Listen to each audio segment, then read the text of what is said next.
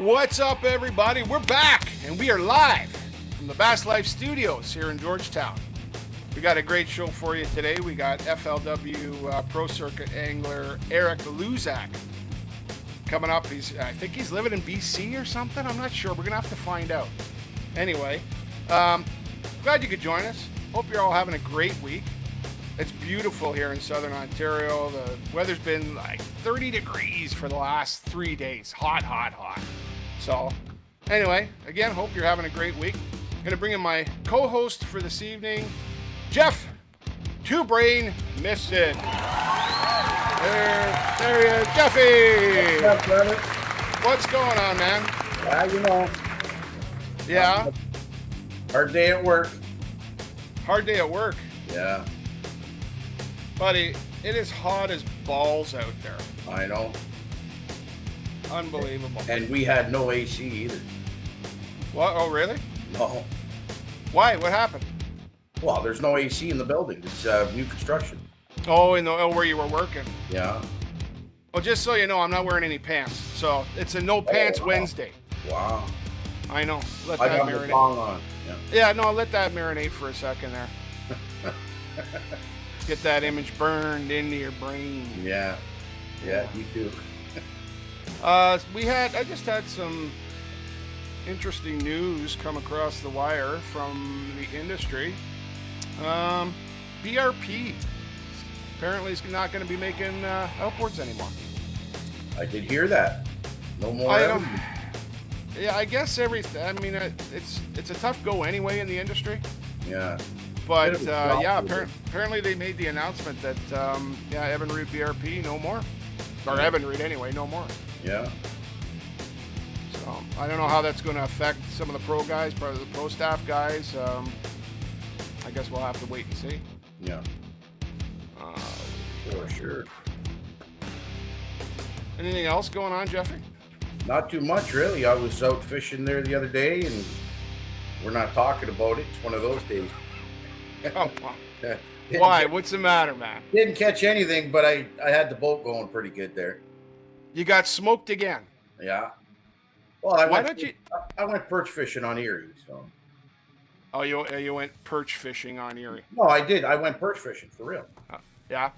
Oh yeah. You were saying you were marking all kinds of schools. Nothing happened. Lots of bait fish, and there was fish around them, but nothing going. No. Yeah. Yeah. Well, maybe our guest will be able to tune you up as to how to catch them. Now, probably would. He probably can't. Now, I'll tell you, folks, this guy here, I've watched this guy kind of grow up through the ranks and the grassroots. He started CSFL, and I mean, I saw him in an old Ranger with a Paul Crisco special on the back, and we all know what the deal is there. Yeah. So, but anyway, I watched this guy. He just slowly worked his way up through, started winning and winning more, and then he moved off and did some FLW Costa stuff, and now he's gone big time on us. Yeah. And he's fishing the FLW Pro Circuit. So I introduce our guest here. It's Mr. Erik Luzak. Erik, how you doing, buddy? Good. What? That is an epic cookie duster. That is awesome, man. Yeah, it's funny. Everyone says you should learn something about yourself during this whole COVID-19 quarantine thing. And I guess what I learned is I can't grow a beard, but I can grow a pretty good mustache. So I'm going to rock it for a bit. That's a porn tash is what that is. Yeah. I've been told, yeah. That's awesome. So how you been, man? Good. Yeah, I love that intro, the Paul Crisco special. That's 100% what I had, and I had no idea what that meant until about half a year into having the Paul Crisco special. That was a good boat. I really love that. That really was that old Ranger. That was actually Danny Dunn's old Ranger. It was an '87 that had been refinished, or '89, sorry. And I saw it out on Erie not too long ago. There's someone who had bought it and then bought it. It's still running that old thing, so it's still right, ticking. Eh? Yeah, probably on its 18th motor at this point, but yeah. Well, Danny was actually going to co-host tonight, but he got called in for a conference call for work. Oh, yeah, he had to cut his lawn. That's all it was. That's probably it. He wanted to drive that tractor. It's all right, brother. You got me. Yeah, we got perfect. Perfect. Why are your eyes so puffy? I'm going to ask, what were you doing before this? I've been in the hospital and stuff. I have this, it's kind of like it's cellulitis. Oh, geez. So my eyes are really swollen. Oh, I was gonna make a drug joke, but that's fine. No. Well, hey, I it's guess it legal sounds now, like man. It's it's legal. funny. Yeah, It's okay. It's legal. We're It's good. no difference in doing Yeah. this, drinking right now. There you go. Buddy. Yeah. So you're out in BC. What the hell are you doing out there, man? Yeah. Well, so I guess I started coming out west. First started in Banff, Alberta, which is basically BC, like 8 years ago. And I come out for the winters, so I was guiding all summer. And then in the winters, I wasn't really doing a whole lot. I'd work at some ski resorts and just kind of be a ski snowboard bum. So then I ultimately brought me out here and chased girls around out here for a while. And eventually one of them convinced me to stay out here. And I've kind of been living this like dual life for about 6 or 7 years between BC and Ontario. So at one point I owned a place in both, and it was getting a little overwhelming. So I sold my Ontario place. Now, like the only place I own now is in BC, but my boat stays back in Ontario, and I just fly back to Toronto, get picked up usually by my tournament partner Tom Hardy, and then he usually has my boat stored somewhere near him, and I kind of, especially now that I'm fishing in the States, I just kind of grab my boat and drive down to the States and live out of my truck. So how's that going to work out with you? Are you still going to be doing some of the grassroots stuff here in Ontario? Well, the CSL just released their schedule today, or just today it came out, I think. Yeah, I think so. Yeah. And then if you're talking with grassroots stuff, like the normal CSFL tour, I guess. Yeah. I don't know. The schedule doesn't really work very well with the new FLW schedule, the pro circuit schedule. So we'll see. I'll do a couple. I guess there's no classic anymore either. Andy got rid of the classic. He's in a tough spot. He's in a tough spot. Ontario's got some of the tougher regulations as far as COVID goes, and other provinces are allowing things that Ontario is not. Oh yeah, I hear that. And I'm happy to be in BC. It is like pretty normal out here. To be honest. Is it really? Yeah. It's not that bad. Yeah, Ontario's it's tough, and I've said before on other shows, I think it's going to be tough for us to get a schedule in because the gathering, like they're not going to allow us to gather, right? So unless these guys can come up with some inventive way to do a weigh-in on the water, or I just don't know. Well, I'll tell you this. I was fishing the pro circuit event on Lake Martin, Alabama, when it all kind of blew up, and they were actually almost going to cancel it on us. We had done our 3 days of practice. They called an emergency meeting that night, and everyone's like, oh, the rumor is they're canceling it.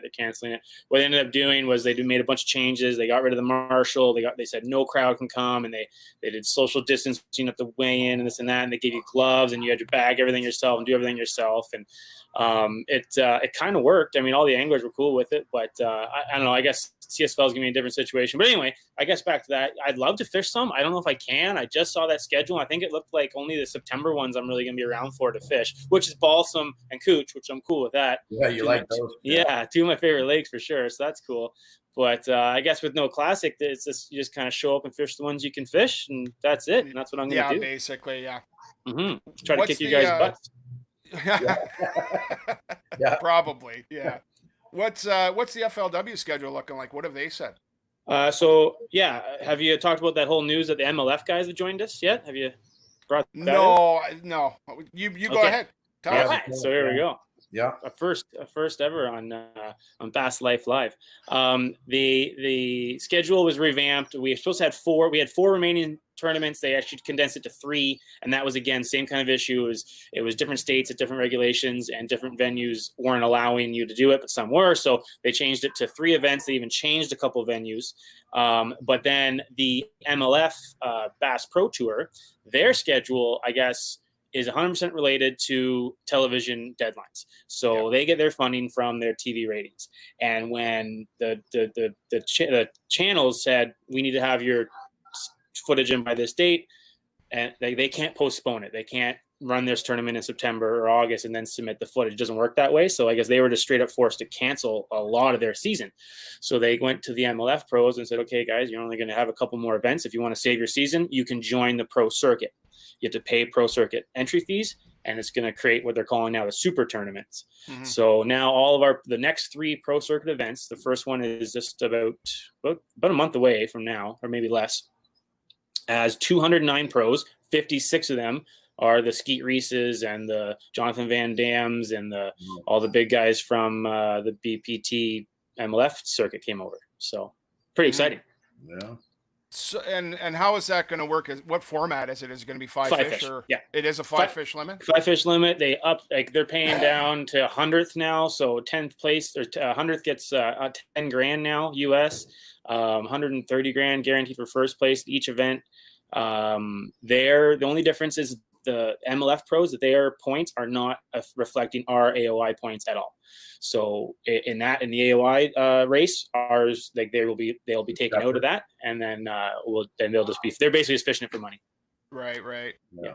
Have they said anything about how this is going to work with the 10 dropping from the MLF and 10 moving up in the 2 years? Is that? Yeah, so it shouldn't change it because, again, the AOI doesn't change. So like the top 10 guys in AOI are still just the pro circuit guys, and that is who will go on. And again, it's supposed to be in 2 years, so they're combining the 2 years. So it's not, so like the top 10 from this year don't go on. It's the top 10 after, because all those MLF guys have a 2-year contract, I guess. So they can't even take on more for the first 2 years. Who knows? That might all change too, but it shouldn't change that at all. There will still be 10 people going from the pro circuit to the MLF. Yeah. Okay, cool. So while we're on the topic of that, you started fishing, obviously, again, started fishing CSFL, moved your way up. You got to the FLW Costa Series, correct? Yeah, well, no, it was actually all through the FLW Canada event is how I got there. Oh, okay. Which took me to the Costa, but in a different division. So I kind of took like a little shortcut. The way it went was, and it was the first year that Andy, CSFL, took over the FLW Canada event. He had it on Bay Quinte, and the top 2 teams from that went down to the Costa Championship. And we fished just like a normal competitor against the other. It's 100, and I think there's 200 pros in that. Yeah. And I was in that with them all. But I was also in my own subcategory of international. So I qualified through FLW International, which was 9 different countries. So if I beat those international anglers down there, I automatically went to the Forest Wood Cup and earned a spot on tour. That's how that went. So basically, Ashley Ray and I won the Quinte event. We went straight down there. Cooper Gallant and Danny McGarry were second, so they also came down. Mm-hmm. But then just the pros. So I was the pro with Ashley and I, and Cooper was the pro with Danny and him, and that just comes down to you picked who your pro. We're a team. It was a team event, so it's like one of us had to decide who was the pro. I fished in the pro division against the other international angler pros, and I won that division in the Costa Championship. And that got you into the Forest Wood Cup, didn't it? In Forest Wood Cup, and also an immediate invitation to the tour, which was then called the tour. They didn't rename to the pro circuit. So I guess then my next question was going to be what made you make that decision to go the FLW route, say, over bass? But now that you're telling me that, it makes perfect sense. Yeah, I mean, I don't know what to say other than it just kind of happened, right? Like to be honest, when they announced the FLW Canada Cup on Quinte, like I'm a big fan of Andy. I've been fishing the CSFL since I was a kid, so basically anything Andy offers, I'm going to fish it if I can. Yeah. And nothing against the old organizer. I don't know if did you guys fish it before FLW Canada before Andy? I did, yeah. Yeah, he did a good job. Yeah. Actually, Tom Hardy and I we won one of the qualifiers.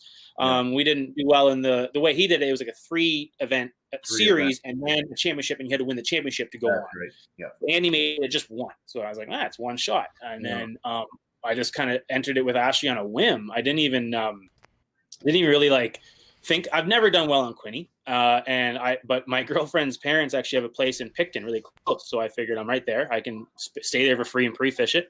Yeah. So I spent a week on the water. Ashley spent a week on the water with her boyfriend and her boat. And then before the tournament, we kind of compiled their information and we won it. I didn't expect it. And then from there, now my chances are definitely a lot better than anyone else in the Coastal Championship to make it. So that same event, Corey Johnson, fellow Canadian at the Coastal Championship, he won the Northern Division at the Coastal Championship out of the 40 top Northern Costa pros.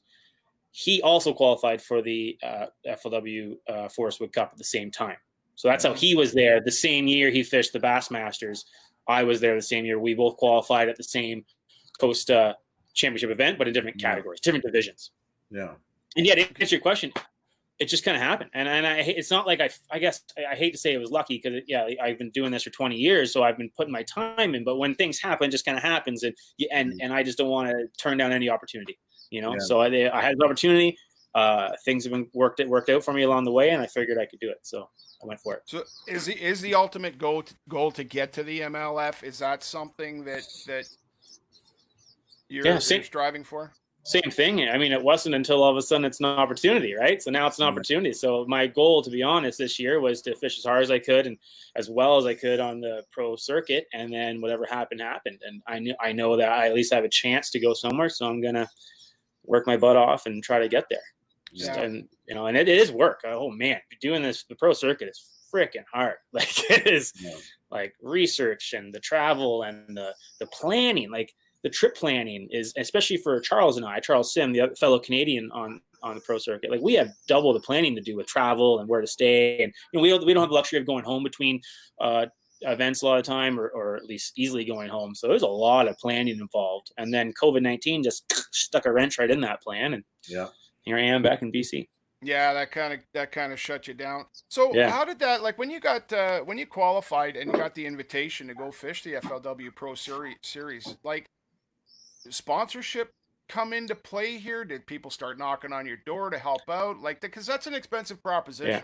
Yeah, definitely. And same thing with the hard work. It was work. As soon as I got the chance to, as soon as I qualified for the Forest Wood Cup, I used that as a selling feature. So right away, if you want to get sponsors, you need to have something different, something like this YouTube live show, anything that's like, doing something above and beyond. So right away, now I'm going to be in one of the biggest stages in bass fishing, and I'm going to do everything I can to represent myself well. So anyone attached to me hopefully gets represented well. As well. So I put together a media kit talking about what I've done in the past and what's coming. That got me on board with Lunker Hunt, which has been one of my main sponsors, along with Woo Tungsten, and I think and that was my first year at Daiwa as well. So that got me in the door there, and then kind of actually like last minute, right before the Forest Wood Cup, I met Matt Luzak, the owner of Fishing Zone and fishingzone.com, an angler and boating, like a bass boat resource website. We worked out a deal kind of last second just because he was a new website, wanted the exposure. And then that spawned, once now I'm on the tour, that he's now my title sponsor on tour as well. So I can't say absolutely no one knocked on my door. I knocked on their doors, and I knocked on a lot of doors. It was hours and days of sitting on my computer and customizing these proposals, sending it out to people and just getting kicked in the face a lot. Like you get a lot of hard no's, and some of the no's are a lot nicer than other no's. This one guy, I don't even know who he is, but he was a rep for one of the companies that I approached. I'm not going to name names or even name the company, but he was just the Canadian rep on top of that. He straight up told me that I got his phone number from someone. So I cold called him. I don't like doing that, but you need to reach out to these people, right? Yeah. And this rep told me, I told him what I was doing, this and that. And he goes, oh no, yeah. So we don't have any space for anyone else. I said, okay, well, can I just send you an email with my information? So maybe down the road, if you have space, you already have my package. And he goes, sorry, I don't have an email address. I go, oh, okay, thanks. Click. I'm not going to. That's a big FU, right? So you got to deal with those and have tough skin to get the right partnerships. And honestly, I couldn't be happier. It actually helps you along the way then? Like, once you make the Forest Wood Cup and there's nobody kind of helping you in the direction? No, eh? They sent me a media kit that kind of that did have some, it was what I was supposed to show to sponsors, I guess. Or potential sponsors, and it did have some figures, but it was all based on 2018 FLW tour stats and their live stream stats. And so they gave me that, and that's it. They do that, and you're on your own to get everything else from there. Wow. Yeah, I think there is. They do have agents. I mean, there are some guys that have agents that So do that if you want to go that way. There's a few. Mike Iaconelli's wife, she's an agent, so they have a big agency. So that's one, for example, and I could have gone to something like that. But I have a sales and marketing background from college, and I've been doing sales my whole life. So I just figured I can sell myself the same as I can sell, a fishing rod and reel. Really, that's what you're doing. For sure. So it's just the whole thing's been quite it just goes to show, the younger anglers coming up, nothing gets handed to you. No, nothing gets handed to you on the water. You got to work for everything. Every spot you find, every fish you catch, you got to work your ass off. And then when it comes to sponsors, like I know a lot of people, a lot of younger guys, they think, well, if I just fish well and I win tournaments, sponsors will come. Yeah. And it's like, yeah, no, I've seen lots of guys. I mean, like I said the other day in the show, I think Southern Ontario has a lot of good anglers that obviously can compete down south, and they're doing it. But again, nobody's coming knocking on their door. Yeah. And there's some guys I could think of off the top of my head that seem like they don't really want to get into that level, because it is a hassle. It does change. Like, you got to do stuff you don't want to do. By that I mean, like, go to these events and do this, and it's extra work. You got to stop and pause and take photos of this and that and do stuff. And some people just want to fish, and they're just hammers and they just fish. And I give them full credit. That's awesome. But you better be really hammering it and cashing checks constantly if you're going to pay your way, or without sponsorship backing. So, and I'll be candid. Like, I've told most people, like, so our entry fees were $40,000 US for the pro circuit. I didn't get $40,000 US from my sponsors. I got close to about half that. So the rest of this I'm footing with my own money and hoping to pay for it along the way. So that's kind of the way it goes. And and after talking to these guys down there, most of them don't have sponsors that are paying everything. There's a couple guys that by year 2 and year 3, they were getting maybe their entire entry fee covered. But you don't just get on tour and just like, boom, you're a pro, and now here's money. It doesn't work that way at all. You still got to prove yourself and work your ass off. And entry fees is only part of the deal. That's the tip of the iceberg. Yeah, exactly. Yeah. You know, there's fuel, accommodations, food. I mean, the list goes on and on. Yeah. Living in your truck, that's a big part of it. Yeah. I built a little. Listen, you know, you got to do what you got to do. If you're trying to chase a dream, which, you know, a lot of guys are, then you're willing to make those kinds of sacrifices, right? Mm-hmm. Yeah, exactly. And there's guys. Oh man, I mean, I would say the guys in the States are way more hardcore with that than Canadians, because it seems like much more of a far-fetched dream for a Canadian to go down and do that. With Americans, these tournaments are right on their backs, you know, in their backyards all the time. So all they have to do is just go and try. But yeah, you hear stories of them living off credit card debt, going completely bankrupt, and then somehow finding money from some other private lender to try another year, and then going bankrupt again. And like, guys that completely financially ruin themselves down there. So it's really? There's so much more to in the business side.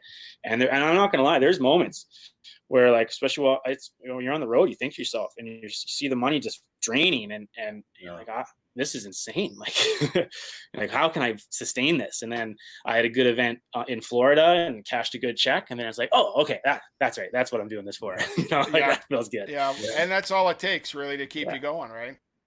Yeah, exactly. Right. So on the MLF, I wanted to ask you, like, when you take a look at the 5-fish format versus the every fish counts format, is that something that you think works for you? It's a different game, but is it something you think could work for you?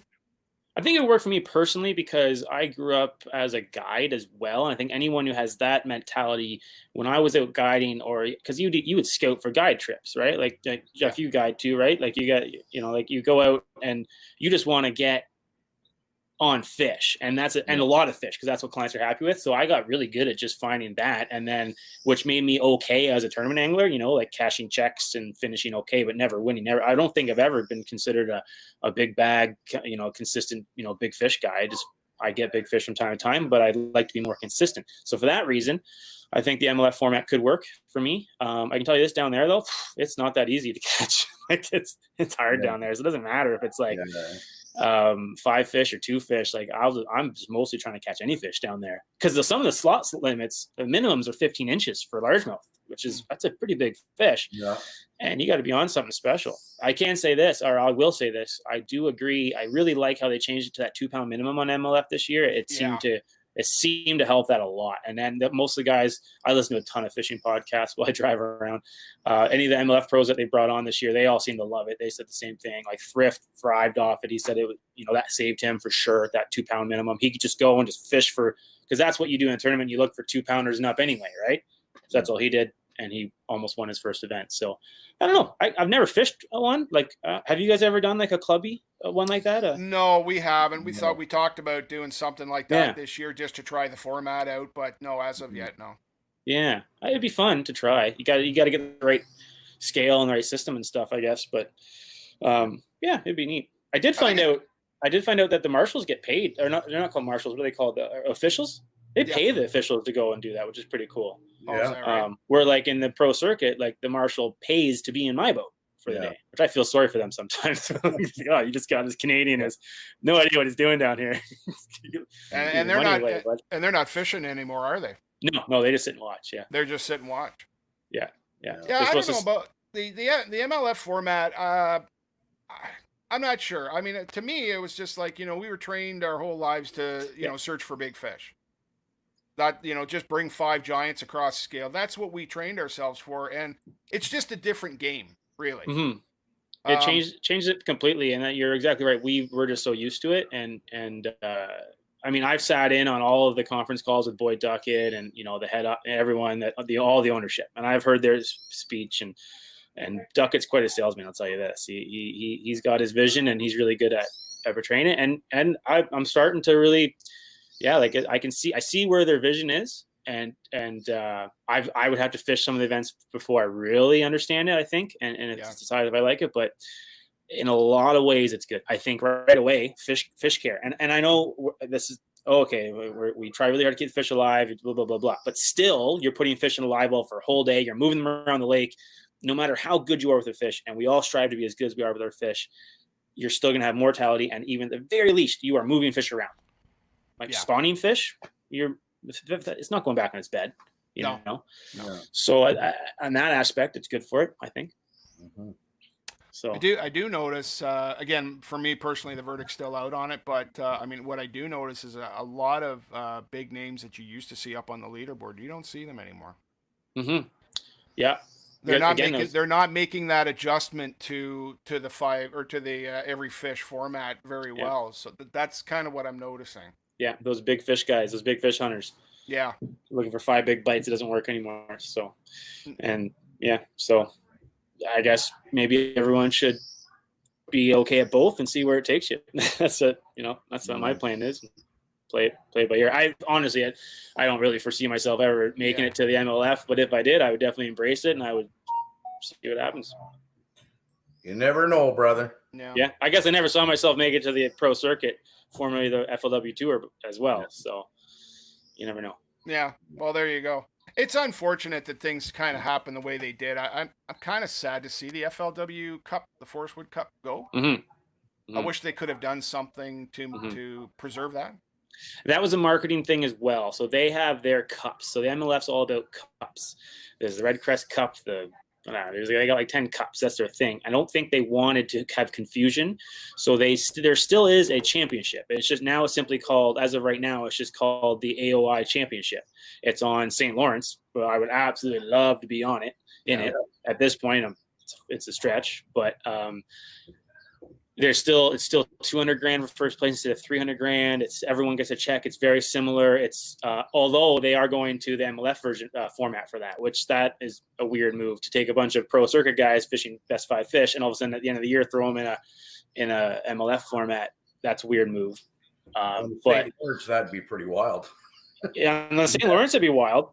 Someone brought it up to me because, like, you can go and catch a bunch of 3.5, 4 pound fish on the St. Lawrence. You can catch fish after fish after fish. However, they take like 30 minutes each to get in sometimes. Yeah. You can go and catch a million 1 pounders that you're just getting them in the boat right away. Yeah. Well, I guess now they'd probably have a 2 pound minimum. But either way, you're almost better off over there, I think, to catch a crap load of like 2 pounders that you can just crank them in. That current roll, Yeah, like a 3 pounder hits that current. He's you chase them, and then. So that's an interesting one. Like I said, I definitely hope to be in that. I think I got to be top 10 in my next 3 events to get in there, but you never know, bud. Yeah. What are your next 3 lakes? So Chickamauga is next. So the first tournament of our reschedule is Chickamauga on June 23rd to 27th or whatever it falls on. Yeah. That does fall on the border closure, which is an issue that we're dealing with. There's a chance that Charles and I can get across. We're going to get some documentation and whatnot and go. I mean, we're going over for what the Americans deem as essential benefits to their economic, something. They look at it a little different than Canada does. So if I get over the border, fingers crossed, it's Chickamauga. And then the other one they rescheduled was in July. It's the Mississippi River, but in La Crosse. So up in Wisconsin. Nice. Yeah, and we're again more of a northern fishery. I've never fished it, obviously, but I think it'll be more at least my style. And then the final one was already scheduled for Detroit River. It's still Detroit River. They just pushed it later into I think it's like mid-August now, Detroit River, and you can fish Erie and St. Clair. Oh wow, nice. There's a cutoff in Erie. You can't go past maybe even Long Point or somewhere. Yeah, I'm not too sure.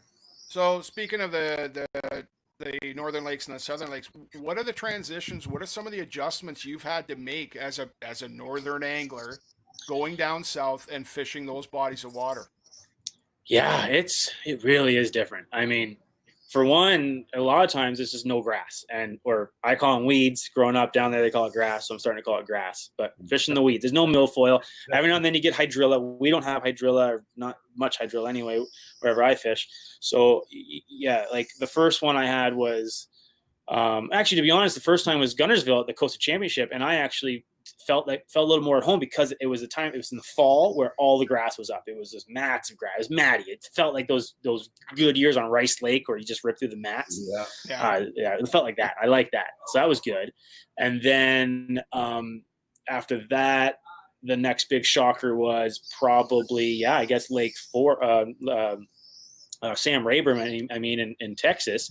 There's a little bit of grass, but most of it had died off, and it was just like this, like offshore. All the guys that got big fish were like dragging jigs and like offshore just humps and stuff, and it's all electronics and just fishing rock. And to be honest, I don't fish a lot of rock for largemouth. You know what I mean? Like, so that's a big thing.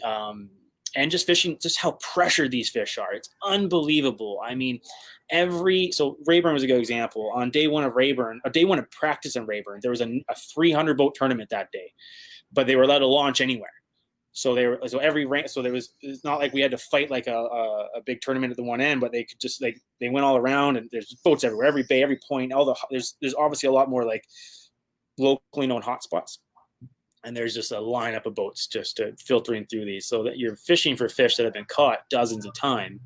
Yeah. And that's a big thing. So you actually have to learn how to make those fish bite rather than just like put it in front of you can't just throw a Senko in front of them and then they go poop and eat it like they do in Canada. You got to like make them bite. So you learn that pretty quick. Florida was interesting because Florida felt a lot more like home.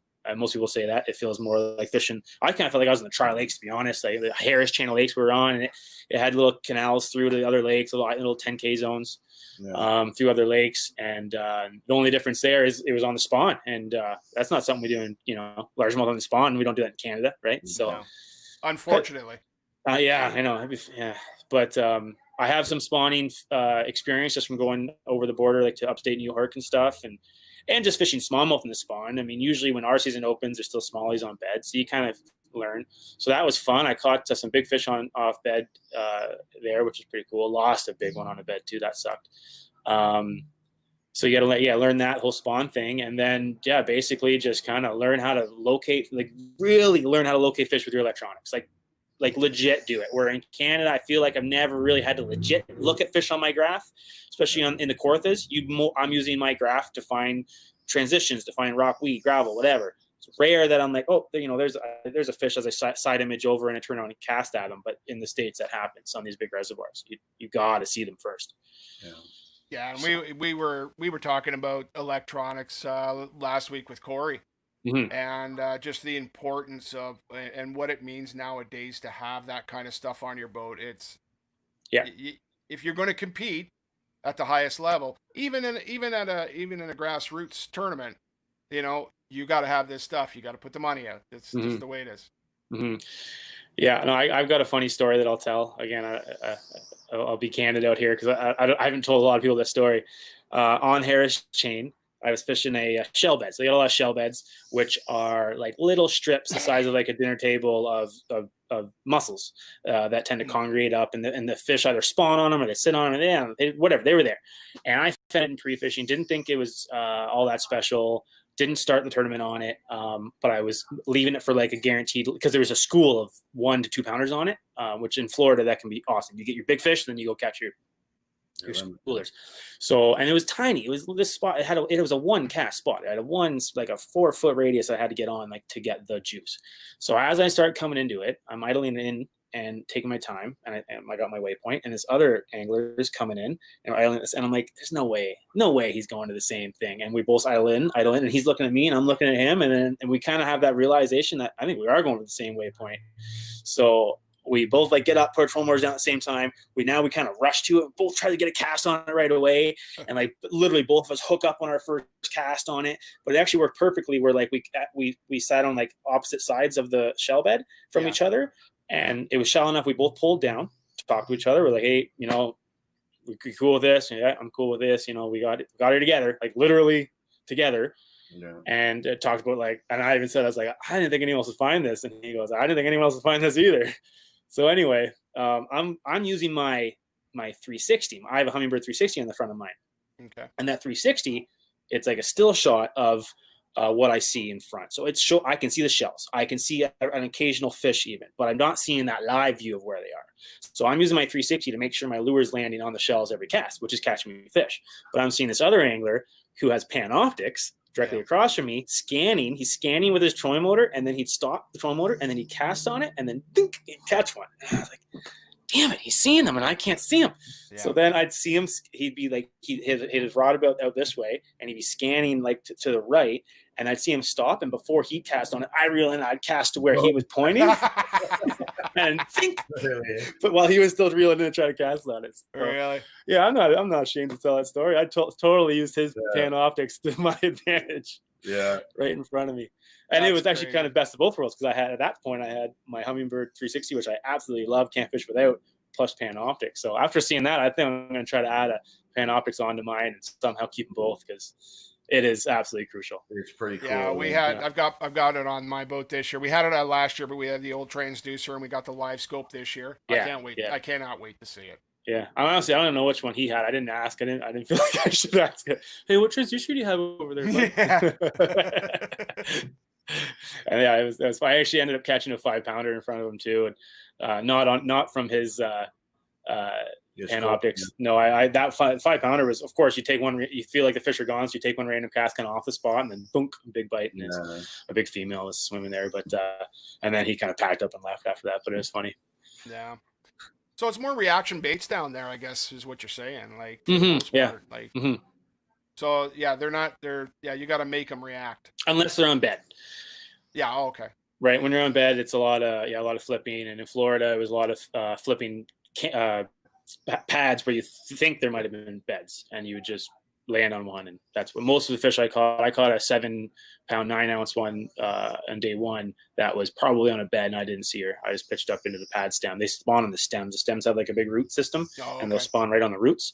So you don't actually aim the pads here, and you see the stem going down, and I would aim for behind the pad, try to follow to the stem to where the root would be, and try to land on the root is what I was doing. And that got me my biggest bag on day one, 18 and change or whatever I had. But yeah, and then you go to open water where there's school, and then it's all reaction bait. So it's all chatterbait, crankbait, stuff like that. And especially in the hydrilla and the grass, lipless rattle baits are huge. You let it fall in that grass and you rip it out, just like what we do for walleye back home. Rip jigging. It's the same idea. Yeah. And then they pop on it when it's falling down, and so that's a lot of fun too, and that works really well down there. Well, we were on the same pro staff team for a little bit there, and I remember having a conversation with you about your win on sturgeon. Yeah. And you basically said the same thing. You and Tom were rip jigging, like ripping jerk baits through the weeds, like a live target jerk bait. And I was What? Hey, did you just ruin my story? Oh, is that the one? No. I don't know. Is that the one? I don't know. He won it, and I was second. And he got a pounder with 20 minutes to go, he told me. Yeah. Was that on sturgeon? Were you second on sturgeon? That was that top bass event out of oh no, that was just the top bass one day one. Yeah. I did catch it. I caught a 6-1 under a dock. Oh, that was awesome. Yeah. But that day I also had a limit ripping the jerkbait through weeds as well. Same idea. And I don't know if it's as much of a reaction bait or what it is, but I have some weeds on. It works everywhere in the Kawarthas, but it works really good on sturgeon because there's no pike, I think. Yeah. because the pike just annihilated normally. But yeah, I used that. It was the smaller live target smelt jerkbait I used. Yeah. And had one to be with braid. the purple top. Yeah, exactly. Yeah. Yeah. And I would use straight braid, and because they didn't care, they don't see the line anyway, and just rip it as hard as you could. And then sometimes you'd rip into one and it would be weeds and you couldn't really tell. And other times you'd rip and just stop you dead. Like, oh yeah, that's one. It's pretty cool. So yeah, it's a reaction thing, I guess. What kind of rod did you use for that? Broomstick? No, I use like a 6. I think I just use like a 6.6 medium, but like a faster tip, so like a more backbone one. Okay. So yeah, she really pulled. Yeah, I wanted it more standard because once you had them on, you had to really play them. I remember one of the ones in the classic that Tom and I won. One of the first ones I caught, I hooked it on the top of the head with the one treble hook, so it obviously came up. Whatever happened, so it jumped. It was one of the biggest ones, like a 4.5, jumps in front of the boat with one hook. And there's weeds all around us, and somehow land the thing. Like it's so yeah, you definitely got to still fight them like they're jerkbait fish. So it can be heartbreaking for sure. A lot different than Simcoe, that's for sure. Yeah, well, speaking of that, like where that you guys move from the south to the north there, and you guys kind of get in your wheelhouse. All you northern guys that starts to become home now. Mm-hmm. When you start getting into St. Clair, Detroit, and all that stuff. So is it still a reaction bite, or bite, or is that like fishing on Simcoe, for example? Yeah, I kind of treat it all like Simcoe. Here's the great thing about I lived in Aurelia for 5 or 6 years. Hated Simcoe. I don't know why I moved to Aurelia because I hated Simcoe. I grew up on Balsam. I was only 25 minutes away from Simcoe, and I would never go. Hated it. I'd stay on Balsam. I'd fish Cameron. I wasn't a big lake guy. I wasn't a big lake smallmouth guy. I liked flipping. And then eventually I just learned, I just put my time in, and it's when the CSL Classic was on Simcoe, and Tom and I actually got second in that one. We're runners up, and it was the best I've ever done on Simcoe. Don't even know what happened to this day. We just got on this drop shot bite on this edge of this hump, and we were just catching 4s after 4s, and it was a tough bite. No one else was really. I think we had we had a 22-pound bag, and that was one of the biggest bags that came in that whole tournament. So it was not good Simcoe fishing, but you just slowly learn how to. Like, I guess you just beat yourself up until eventually you start working. So then you go to another lake, like Champlain, for example, and they're just like Simcoe, but they're dumber. Like they are so dumb on Champlain, which doesn't make any sense. So I think that made me a lot more comfortable there. And then St. Clair, I don't have a lot of experience on St. Clair either, but I am going to go out there and just pretend I'm on Simcoe and cover water. And I know it's definitely not as much like it can be a bot. I guess it can be dragon stuff. It could be everything, but a lot of moving baits on St. Clair for sure. Like spy baits and crank baits do really well out there, and that crushes them on Simcoe. So that's what I'm going to do. Yeah, well, I think Jeff's more of a big water guy than I am. I don't like the waves. I don't like crashing my boat around out there. But Jeff, he doesn't mind. My bullet doesn't. Yeah, I was gonna say you don't have the best boat for it there. No, but it takes a pound, but that's all right. I like catching.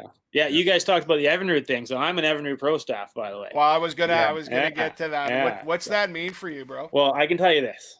And I was a Merc guy forever. And I kind of got into this Evinrude deal more because the dealership that I went through to get my Ranger Pro staff was an Evinrude dealer, and it just kind of made sense. He kind of did the deal, got me on both at the same time or whatever. And I'm not going to lie, I wanted to be on Merc. I wanted a Merc, but wasn't going to get on the Merc Pro staff. Wasn't happening. So I'm not Cooper Gallant, obviously. So anyway, I got the Evinrude, and I'm skeptical. I mean, everyone hears like the issues that Evinrude's had with whatever. But holy crap, it's the best engine I've ever run. Love it. I honestly think it made my boat better in the rough water because it's so responsive and like torquey that I could just kind of rip and keep that nose up. And I don't spear waves anymore. My last boat with a Merc, older Merc, mind you. Yeah. I could not keep my nose up. I would spear wave after wave after wave. And like we had some bad times on Simcoe and whatnot. So I love it. I really do. I've had no issues with my Evinrude. Shocked to hear the news, really shocked. Got a text just before I came on here about it, and I had to go on to verify because it was from Andy Plata, and you know how he sends a lot of like, we got with your texts. Like, this isn't real. This is some sort of trick, you jerk, because he's a Merc guy. Yeah, and no, it's real. So I have if you read that press release, it does say right on it that all warranties are going to be fully covered till the end of their term. They're going to keep stuff in stock, and that's pretty standard issue for when companies do things like this. Pro staff wise, I guess we're all just kind of on our own. Oh, So, I guess you're looking for a new motor sponsor down the road. yeah, I hear those Suzukis are pretty good. We'll see. Really? Did you know? Fun fact: Suzuki is the official engine sponsor of FLW. No Suzuki? one has a yeah, and there's no one running a new Suzuki on the FLW Pro Circuit, and they're the official engine sponsor. And when you go to, because all the techs are waiting for you at the end of every day. That's the best thing about being on the tour, by the way. They I have a pit crew. It's crazy. Anything breaks on my boat, my trailer, trolling motor, there's a guy there to fix it.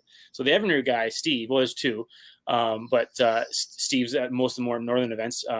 He's awesome. He's anything I notice anything going weird at all, he changes it right away. I had a trim pump, kind of went, not the whole trim thing, just a little trim pump, simple stuff. Mm-hmm. If I hear any sort of weird noise, he's on it, checking it. It's crazy. And Merck has a guy. So there's Merck and Evernote. I think that's it. And then I don't know. And I said something about Suzuki this or whatever, and he goes, and they don't have a guy there, and they're like, they're the official sponsor of FLW, and they don't even send a Suzuki guy to look after because no one has Suzukis. So maybe that was the writing on the wall. I don't know, but those Mercs are kind of everywhere now. That's for sure. Yeah, well, yeah. I'm a Merc guy. I have been for a while. I used to run the Yamahas, but switched over to Merc. I've been a Merc guy for a long time, but I mean, they all make good product, but you like what you like, I guess. Yeah, I mean, I wasn't. I also got a 10-year warranty with mine, so I was like, that's I'm cool. I heard like the warranty on those E-Techs was ridiculous. Yeah, and the way it goes is as it gets older, a lot of things aren't actually covered. That's the way these companies do that. But the block is always covered. That's at least if you did blow it up, 10 years. So and that's going to be whoever buys my boat, which is for sale still. 10 years, I think. So there's 9 years left. You got nine years warranty, transferable warranty, fully transferable. Yeah, you heard it here first, folks. Go grab his boat. But I got a chance to run a Vexus. My buddy down in South Carolina, I stayed at his place for about a week in between tournaments, and he just got his brand new Vexus in with the new Merc on it. And that was a pretty cool rig. I gotta admit. So, well, Gambler started making their new boat, so you can go grab one of those. Did they really? Yeah, they started back up this year. There was a couple out of South Carolina that went and bought the molds off Ameritech. So they're the same. It's same molds. Wow. Well, they revamped them a little bit, but they started coming out with them. I think like 2 months ago they popped one out of the mold, and they're starting to make them again. So, do you still have a Gambler? Is that what you're running? Yeah. Oh, nice. Look at you two with your speed boats. Well, we can't catch fish. We just race around. Yeah. Although I still beat Misfit on the way. Hey, Misfit, I passed you like you're in a canoe on Bay 20 there. I was running on 4 cylinders. Sure. Right. Sure. Yeah, I just got my motor rebuilt, actually. Oh, nice. Yeah. Nice. So nice. I was doing 72 the other day, and I was at 5,300 RPM. So I still had a little bit. Nice. Yeah, he's still got a lot to go. Yeah. And he's got the wrong prop on there too. Close to 80. Yeah. Yeah. So my Ranger, I get 74 out of my Ranger, which is one of the faster ones I've heard about out there. Yeah. Yeah. That's like 21. 20. 520. Yeah. And oh man, the bow lift. I run a 3-blade. I ran the Fleet 3-blade. It's like the cheaper one. The Fury. Tempest. Yeah. Is it Fury? No, it's the Fury, because then the new one is the RX3 and the RX4. I'm not running the RX. That's all I know. That's like their nice new one. I tried to run it for just a weekend, and it ran like crap. So I traded it. Like the techs, they'll trade you props. Like it's incredible. Like seriously, I'm like, oh. And then what he saw is like, oh, you should have the new RX. All right, so he like trades me, gives me the new RX. I'm like, awesome. Didn't like it. I went back, and he's like, that's weird. Like anyway, I put mine back on, and I get bow lift like it's no one's business. Like it's insane. I can run with like 2 inches of my boat in the water if I want. Wow. Obviously in the right conditions, or else that's a fast Ranger. Yeah, love it. Yeah, if you're getting 74 out of a Ranger, don't change a damn thing. No, yeah. And I mean, like, into the wind, loaded, I'm still 70. Like, I'm still passing other Rangers. I'm passing Rangers left, right, especially in the Mercs. Like, nothing against Mercs. But any Ranger in a Merc, I'm passing them. Yeah. So, I think what's Gerard getting? 68 out of his? Or? Yeah, that's a 521, though, right? So that's slower and top of that, too. A little bit bigger, Yeah, I'll say this with the Vexus. I mean, he didn't have it all that dialed in yet. He didn't have the hydraulic jack plate either. He had manual, so he's still trying to figure that out. But it chimed pretty good when we were. Yeah, there we go. His Vexus chimed pretty good up at top end, so he had some tweaking to do. But I was a little surprised to see that, because my Ranger doesn't. You got to drive out of it. Yeah, you did kind of. Right? I guess it is narrower in the front, but they're nice looking boats, though. Yeah, they are definitely made for it. Like they changed little things. Like there's full actual seats in there that have like shock absorbers. Yeah, and like there's like they just did other things that like they just didn't make it another bass boat. I can tell they try to make things for the angler in mind. So it's kind of cool. Yeah, it looks nice. Yeah, there's some nice stuff out there nowadays. I'm still a Ranger guy through and through. I don't think I'll ever own anything but a Ranger, but I love bass boats. Yeah, any of them. Listen. You know what? Everybody's got their favorites, and everybody that like I love the Gamblers. But everybody loves what they have. Yeah. Just fortunate to have a bass boat. I've always wanted a Ranger, but they're pretty pricey. So yeah, it's pretty insane. Yeah. But at the time too, when I got on it, that was because the Ranger Cup was going on, so it was kind of a no-brainer. If you won a Costa event, you got another Ranger. Then they stopped that deal. Now it's a Phoenix deal. So now now all of a sudden, so in FLW went from last year, everyone's running Rangers. These guys switched their boats by what the contingency awards are like. So they were all running Rangers. Now they're all running Phoenixes. I'm a minority now in my Ranger. It's crazy. Yeah. Do you know anything about the Vexus deal? Is anybody carrying Vexus? George is asking if anybody's going to be carrying them up here. Oh, is there comments? Can I see these? Cool. Yeah, George Kufis. I see that now. Yeah. I don't know. I know someone who's trying to bring in Camus boats. Again, no dealer. That's another new one. That's like the Triton, essentially. I don't know. I don't think there is. Nothing yet anyway. So there you go. It's fairly new, so who knows? Yeah. They're still, and they're not coming off the line very fast from what I've heard. Like you kind of order it and you wait and wait and wait.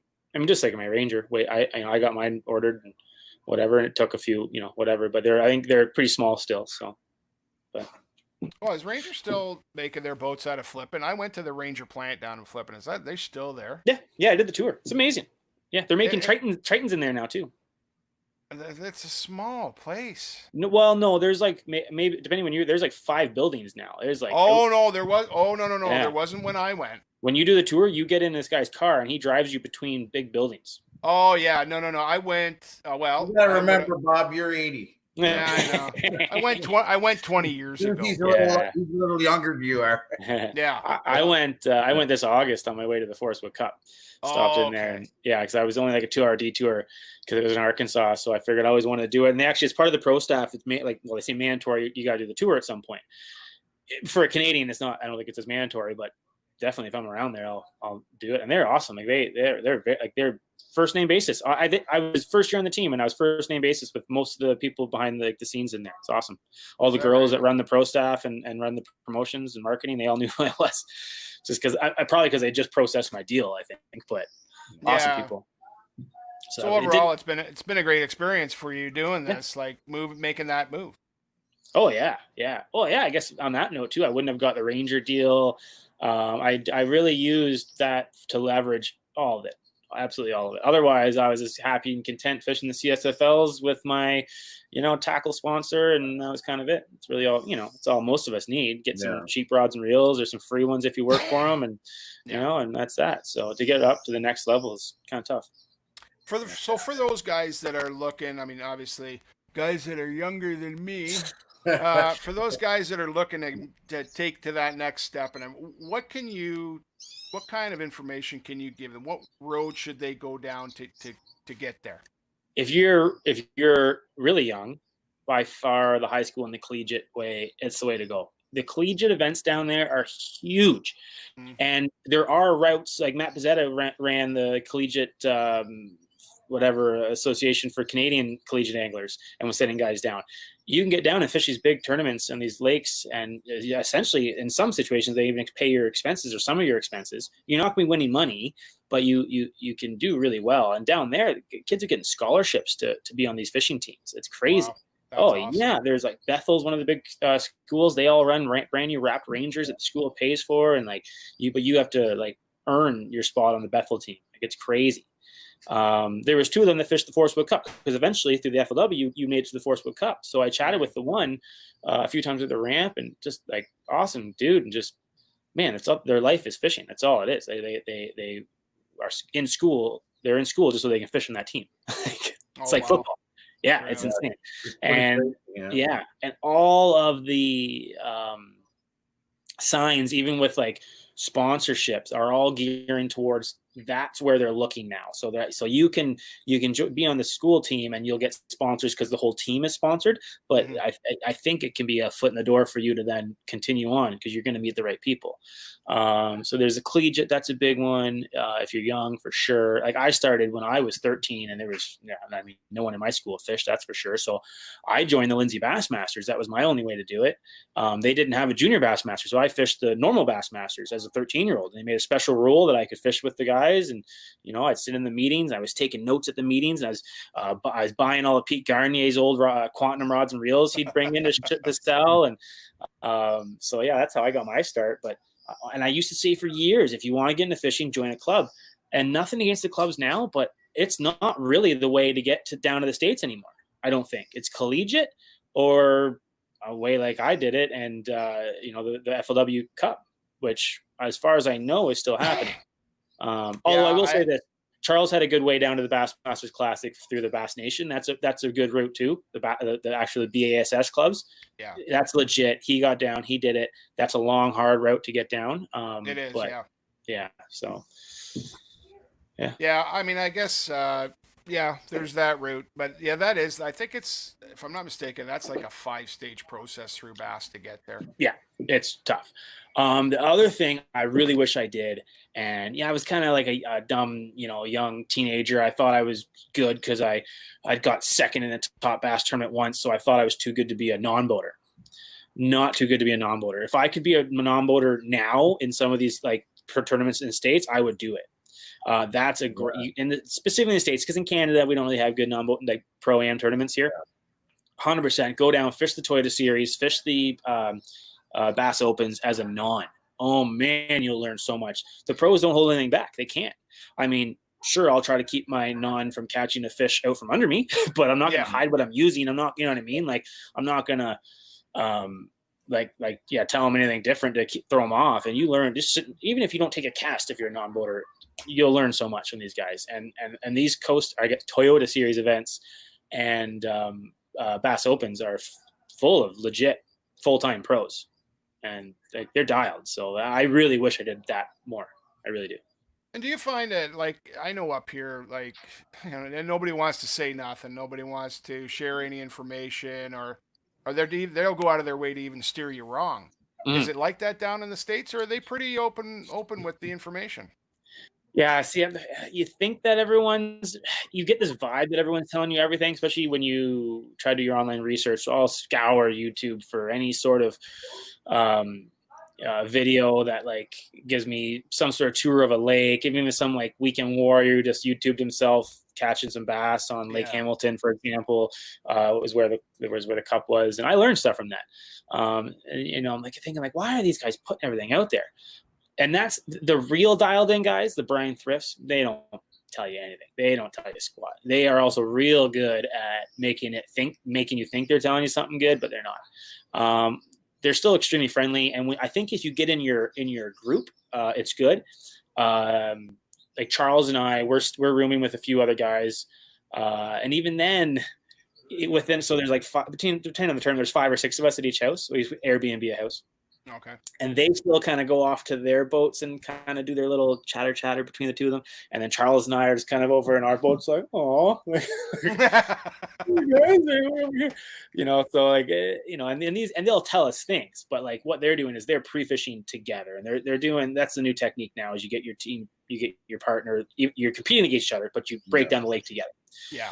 So they don't, rightly so. They don't want to tell us what they found in pre-fish because they are still our competitors. We're rooming together. We're buddies. And they'll throw us a few bones every now and then, just enough. Here's the thing with Doc Talk, because this is all just Doc Talk, right? Yeah. Doc Talk gives you just enough information to steer you down the way wrong path, like way wrong. And I honestly think it really screwed me on Lake Martin, the last event, mainly because I thought I was on something good, and I'd come back and like Charles was having a really tough pre-fish, but I caught like a 4.3 spot. That was my biggest spot ever. I didn't think they got that big. And I was catching 2.5 to 3.5 on this topwater bite like crazy. It was just going nuts. I'm like, this is nuts. Like this is a winning pattern right now. Couldn't keep them off. And I come back and talk to some, and one of the other guys like, oh yeah, I'm getting big ones too. And you kind of give you a false sense of security. I should have just like done my own thing and not worried about it. And then long story short, I tried to stick with that for too long because I thought it was something real. What it was the fish were moving. They were going from pre-spawn to spawn, and some of them were going back to post-spawn. And I honestly think that if I just didn't talk to a single person and just went fishing, I think I would have done better. So there's that too. Yeah. I'm having an idea come through my mind here. Who else has the kind of tash that you got? Other than Fighter. Who else? Chris Zan, what is his name? Zeldane.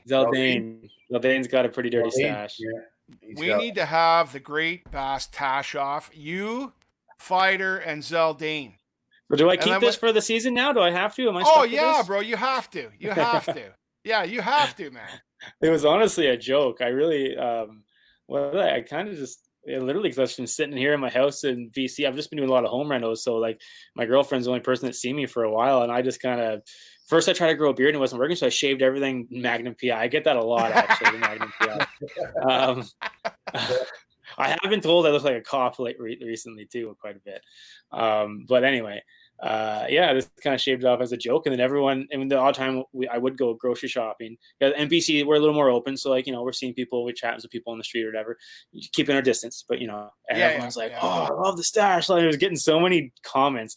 And I know most of them are messing with me and joking, but I was getting a good laugh out of it. And then it's just kind of stuck around. No, I'd keep it, bro. I'd keep it. Yeah, it's awesome. You use it as a marketing tool. Yeah, there you go. I mean, it works for Fighter. It can work exactly. for you. Yeah, exactly. I think my thing I got going right now is I'm the Canadian that wears flannel all the time. There's a custom, custom Woo flannel. Oh, nice. A signature series, only 2 in existence. So I'm going to auction it off at the end of the year, maybe. We'll see. That's cool, bro. Where can people find you on social media? Yeah, my big thing that I usually post on is Instagram. I've really just kind of put most of my, especially like daily stories and to see what I'm doing. I'm on the road, or say, hey, if you want to see what I'm doing with my house here in Revelstoke, BC, it's Instagram. It's at Erik Luzak. Super simple. I'm the only Erik Luzak out there. All one word.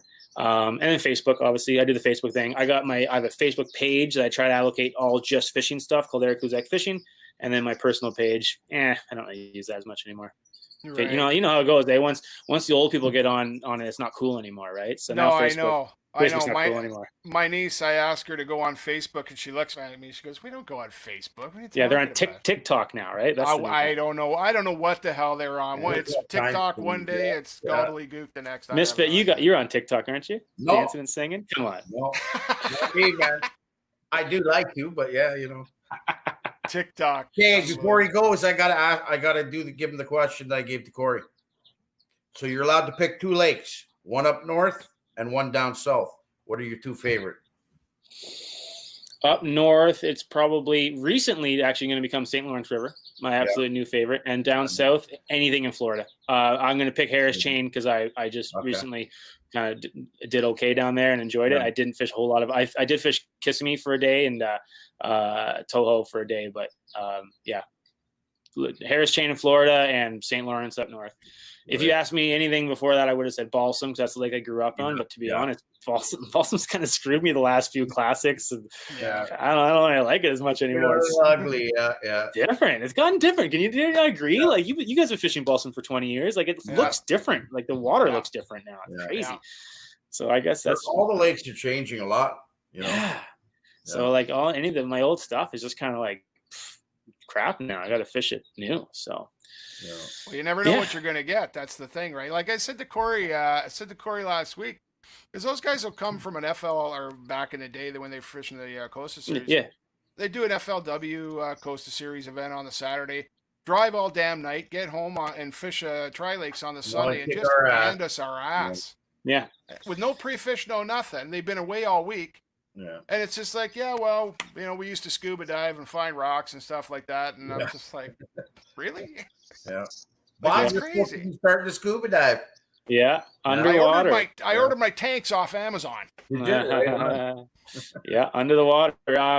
Yeah, not gonna lie, we Tom and I usually have a snorkel set in our boat during pre-fishing. Oh my anytime. God! Yeah. Really? Oh yeah. There's been times. I can't let all our secrets out. Wow. See, Jeff, that's what we're missing. That's what we've been missing all these years. I have to admit, it hasn't I thought it was from the big cone, Corey, to down to snorkels, whatever.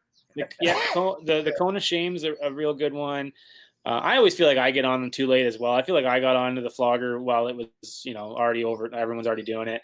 Yeah. But there anything you can do to really see what's down there, and what they're talking, finding that one boulder in a massive milfoil. Yeah, you're going to catch a 4-pounder out of that one. Yeah, it is the way it goes.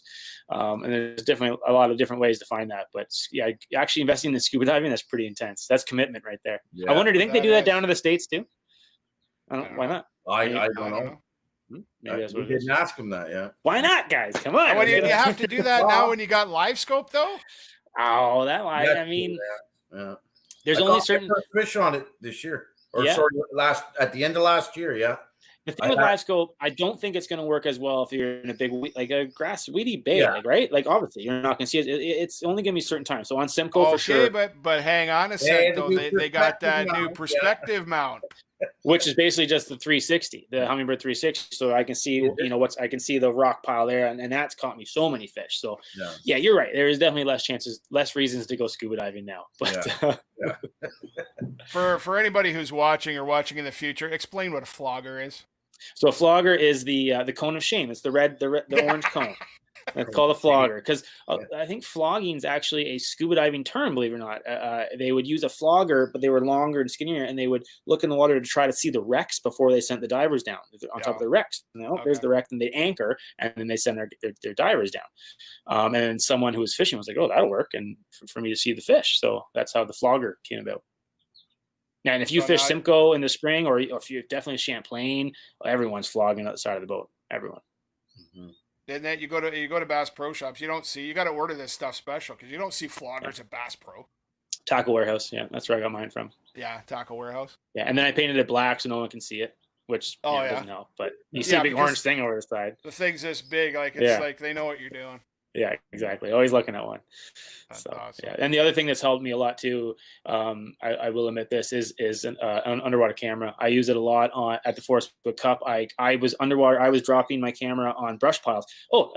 Again, something different from the state. I don't know if you guys are trying to rush me off here. We've been over. No, not at all. Not at all. I can talk about fishing forever. Yep. So that's the big thing I forgot about. The difference is in the States, it's all brush piles. They dump brush, especially a lake with no grass. So Lake Hamilton, where the Forest Cup was, has no grass. It had a little bit of bank grass. That's a whole different story. But once you get offshore, no grass, nothing to dunk, nothing to, right? So they just dump like boatloads of brush like every night. We'd be pulling out. We had to be out of the water by sundown, and there'd be some local with a pontoon boat backing down with his boat this piled with oak branches, like insane. Really? Like, I don't know, like how it's a whole oak tree. I don't know how you're gonna sink it down anyway. And then so these guys are doing this because like on Tuesday they have a clubby that they want to win, so they'll put them in on Sunday. See, I think that's so cool. Yeah. It is cool. It's something that it's actually illegal to do in Canada because that's illegal dumping, right? I'm not saying it hasn't been done, but it's still technically illegal. And then some guys in the States tell me, oh, it's illegal down there too, but they do it anyway. Either way, so I had to first learn how to find them with my mega imaging, right? So, boom, not that hard. Found them. Start marking brush piles. Then you have to figure out what's a good brush pile. And here's the thing I learned. I just kind of clicked. Someone told me at a tackle shop, like, oh, look for the fresh brush. I didn't really know what that meant. What it means is it's got to be green, especially in the summer. The locals will dump fresh brush like every week, and the bass go right to the green stuff, the green leaves. Oh, really? And that was hard to find. And so I would actually drop my camera in it, and if I'd see just like sticks, because it's been down there for 10 years, I wouldn't even bother marking it. I just keep going because every point, every bay had brush. And then when I'd see one, and it did look a little different on the Mega. You'd see it looked a little bit more bushy on the Mega, but that didn't always mean it was green.